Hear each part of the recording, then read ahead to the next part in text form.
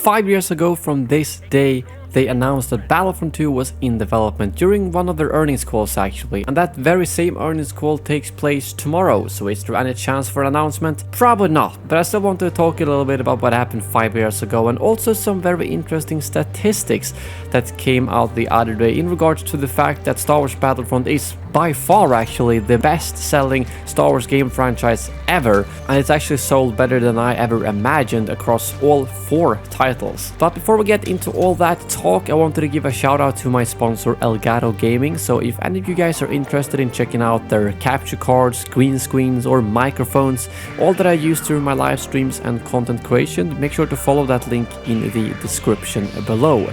But now let's get straight into it. So 5 years ago on May 10th, 2016, they did announce during one of their earnings calls that they were gonna make a Star Wars Battlefront 2. This was when we still only had one DLC for the first Star Wars Battlefront, the Outer Rim DLC, which actually turned out to be one of my favorites with Nynab, Guido and Extraction. But at that point we were still patiently waiting for the upcoming DLCs, which, well, of course, as many of you probably know, ended up being Bespin, Death Star and then lastly the Scarif DLC. But despite the fact that they had 3 DLCs in the works for Star Wars Battlefront, they went out during this earnings call and announced that they were making a new Star Wars Battlefront. In specific, they actually said next year we'll see Star Wars Battlefront back with bigger and better worlds, because we now have the new movies to work off and not just the historical movies that we used before.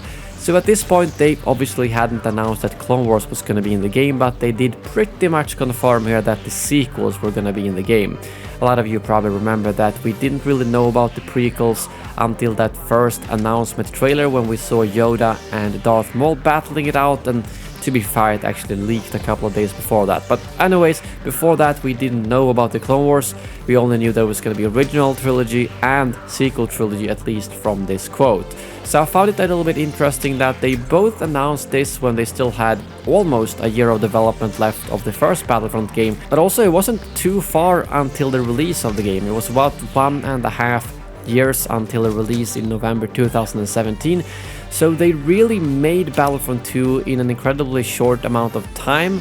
And sure, they did have 3 studios, but the fact that they were able to pull that off is still quite amazing, looking aside from all the issues with the loot boxes and things like that, of course. But the amount of content and the fact that they did get some good space battles, ground battles and a decent campaign in there in that amount of time was quite amazing.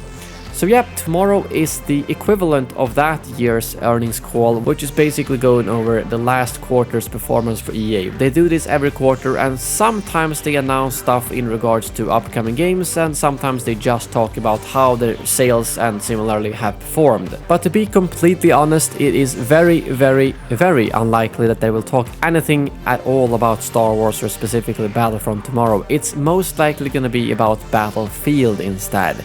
We might even have a Battlefield trailer tomorrow before the actual earnings call. Tricky to say, but I'm pretty certain that they will talk about Battlefield and their plans for that game. There might be some overall talks about Star Wars, because they've been very vague about that. Actually, if there's going to be any Star Wars talk, I think it's probably likely that they will announce that they are working on a new Fallen Order game. That still hasn't really officially been confirmed. I mean, they've said they want to continue the series. There has been a lot of insiders like Jeff Grubb and Jason Schreier all saying that they're working on a new Fallen Order game, and they even tweeted out back when they announced that Ubisoft were going to make a Star Wars game that EA Star Wars is still here, and by the way, we love BD1, so kind of hinting towards a new Fallen Order game. So that announcement I could totally see happening tomorrow. Maybe even some other smaller scale Star Wars game that there has been some rumors about, but a new Battlefront game tomorrow, probably not happening, although it would be pretty cool to kind of have that announcement on like the 5-year anniversary of the last game's announcement. But on top of that, I wanted to talk a little bit about something that Matt Piscatello posted out on Twitter a couple of days ago, which is actually the top 10 best-selling Star Wars games in the US from January 1995 to March 2021. I know this is only in the US, but the US is usually a pretty good indicator for how well a game is done in the entire world. And I found this really interesting because he also said that this is from about 100 Star Wars games in total. Battlefront 1 and 2, both the classics and the new ones, actually holds 4 out of the top 10 spots out of all these 100 games, showing how incredibly successful this series is. As you can see, Battlefront 1 from 2015 actually has this number 1 spot, Fallen Order 2nd spot, Battlefront 2 the 3rd spot, and then Battlefront 2 the original 6th spot, and the first Battlefront game 9th spot. So that's a pretty damn amazing track record for this franchise, which again to me just strengthens how popular this franchise is and also could be. Because I think the first Battlefront game in 2015 just sold so well because it was new, it was something we hadn't had for a really long time, and then the second game obviously had the loot boxes and everything that just destroyed any kind of like hope to break a record. But then it did go back up, and the player count actually is probably way higher than Battlefront once ever was, but that was a lot due to stuff like Origin Access, EA Access, the free Epic Games weekend. But despite that, it still is the 3rd best-selling Star Wars game ever.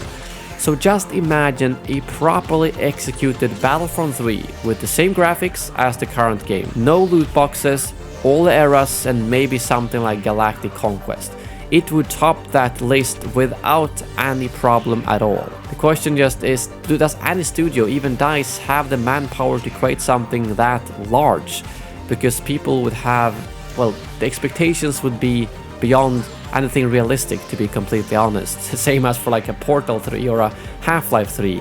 I just don't know if it would be doable. I think it would probably be more realistic to call it Star Wars Battlefront semicolon something else, Star Wars Battlefront Galactic Conquest, and then maybe skip out on a campaign, use those resources on creating all the content that we would need for the game. Because if they're gonna make the game as big as Battlefront 2 plus 20% or 30% more content just to make something fresh, I don't know if that's even possible. Even if they sold as much as Battlefront 1, it would cost too much to make that game. That's just a realistic part of creating games. So I don't know if we're ever getting that Battlefront 3, but something is for sure. There is an absolutely massive interest in this franchise, and I think that these statistics really strengthens that, because like I said, this is out of about 100 Star Wars games released from 1995.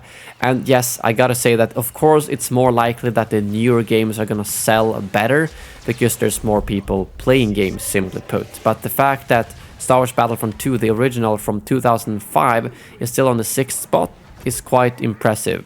Star Wars Squadrons isn't even on this list, but Squadrons was only released last year, so I didn't really expect it to be, at least not yet, and it's also a smaller game, so I'm not sure if it's ever gonna reach the top 10 list, because I don't think that was even the goal with the game. I thought these statistics was really interesting, as they really strengthens the interest and the community around Star Wars Battlefront, and I'm also curious what that earnings call tomorrow is going to bring to us. Most likely Battlefield news, but you know, I'm always hoping out that at least they'll mention something about Star Wars. Last, I also wanted to bring up something that occasionally I'll get this comment saying, why are you still talking about Battlefront 2?